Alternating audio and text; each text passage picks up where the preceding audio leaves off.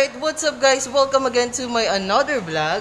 Today, we celebrate Ate Sheila's 20th birthday celebration. Kaya naman, ang aga namin naggayak dito sa kanilang humble house. Dito sa kanilang bahay. Dumating kami dito is around 7 a.m. na morning kasi hindi niya alam na isosurprise siya or isosurprise siya ng kanyang mga kapatid at kanyang mga kaibigan to celebrate her 20th birthday celebration. Kaya naman, ayan, kay Ate Sheila, happy birthday sa'yo and wish you all the best. Bye-bye! At panoodin niyo po ang video na to para malaman niyo kung paano gumawa ng party decor at home.